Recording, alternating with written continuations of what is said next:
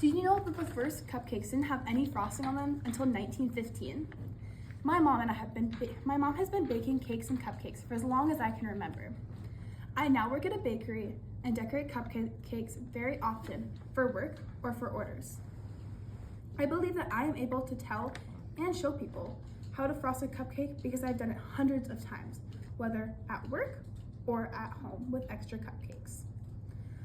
I think that people should know how to frost cupcakes because it's the easiest thing to decorate rather than doing a cake. I think that people can benefit from learning how to decorate a cupcake because it can show people just how easy it is to do a simple swirl on a cupcake.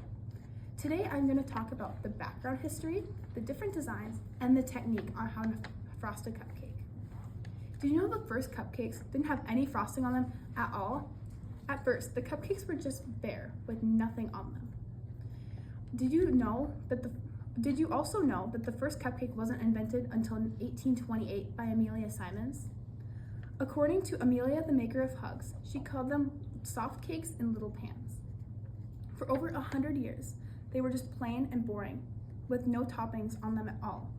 Buttercream took the baking world by storm by 1915, according to All About Buttercream. Buttercream frosting was in every household, and that's what I have today. By the 1940s, they eventually started to get creative with their frosting because now there are over hundreds of techniques and dozens of different flavors. There are hundreds of different designs that you can use to frost a cupcake, which one of the most basic ones you can do is a simple swirl.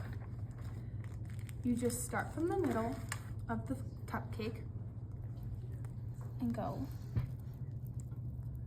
like that.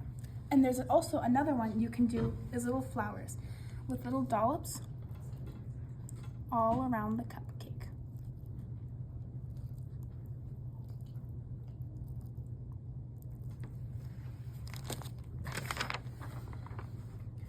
Most people use the swirl design, which is this one that I demonstrated for you. You can either start from the middle or on the outside. I have personally found it easier to start from the middle to make it have a clean outside. The first design that was ever used on a cupcake was a swirl. Over the years, they have made many different variations of swirls and patterns. There are also other ways to design, such as using other piping flip tips to make flowers, which is that. Most people tend to use these methods because they are the easiest, especially for the beginners. Cupcakes have changed many times over the years with better and new ways to make them and design them. Although there are many different designs, there is a technique to frost cupcakes the very easy way. There are many designs that you can put on a cupcake, but there's a technique that I have seen almost every baker do to frost their cupcakes.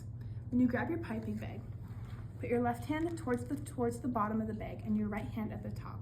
And then you can squeeze, and then the frosting will come out evenly. You will then have your right hand more at the top so that it won't fall, and you can hold all the frosting in. Many people have found this technique easiest to do since it is the most basic to figure out.